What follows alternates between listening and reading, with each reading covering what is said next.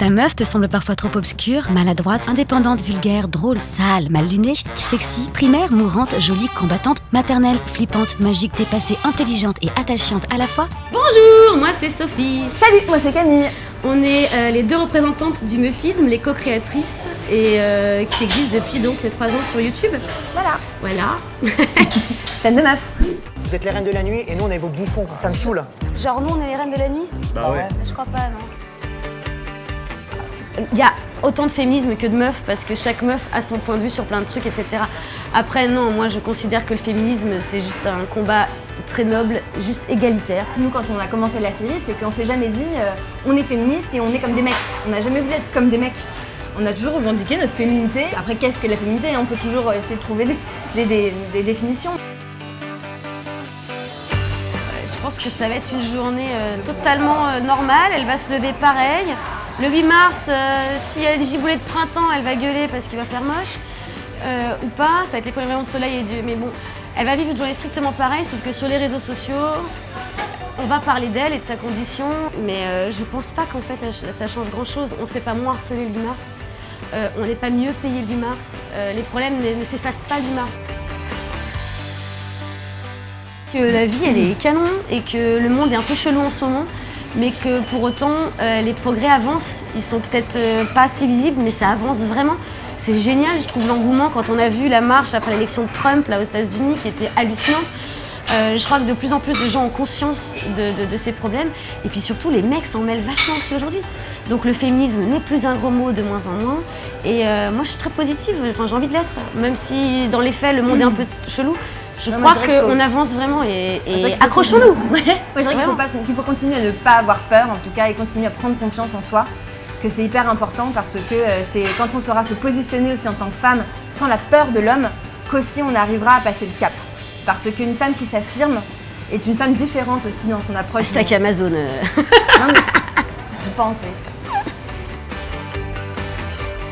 Moi, je pense que les petites filles devraient apprendre le Krav Maga à l'école.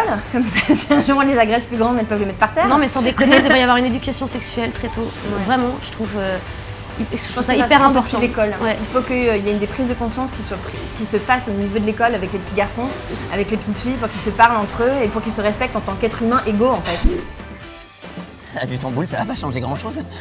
Et puis j'aimerais aussi énormément que les journalistes, ou pas, mais que les opposants de Marine Le Pen fassent tomber son masque et qu'elle arrête de jouer avec le féminisme et de s'en servir pour se faire élire. C'est hallucinant comme elle fait du mal à ce combat. Et là, la meuf dit, bah, elle s'en sert quoi. Elle dit qu'elle est féministe alors qu'elle l'est pas du tout. Et c'est effroyable. Et ça m'angoisse terriblement. Ouais. Nous, on s'en est mangé pas mal du harcèlement au tout début.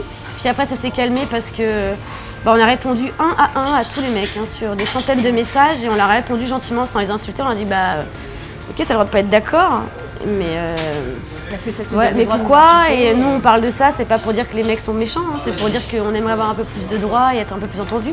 C'est pas contre vous.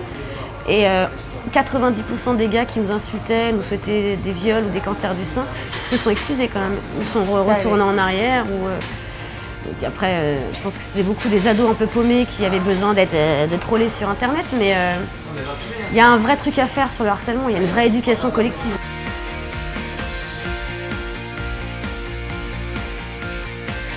On a commencé avec le meufisme en faisant du coup des vidéos qui dézinguaient les clichés et qui resituaient la femme, et parce qu'on voulait nous justement apporter faire une contrebalance avec justement les meufs qui étaient que girly, que machin, et leur montrer non, nous ne sommes pas que ça, on peut être plus intéressante que ça.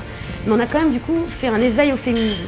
Moi maintenant l'étape suivante, c'est que j'aimerais juste faire de la fiction pure et dure et faire mon boulot quoi, parce que là je suis cinéaste, et raconter des histoires comme le font les mecs sans qu'on se dise que c'est un film de meuf. Merci Elle.fr pour cette interview, c'était très cool. Ouais, merci beaucoup.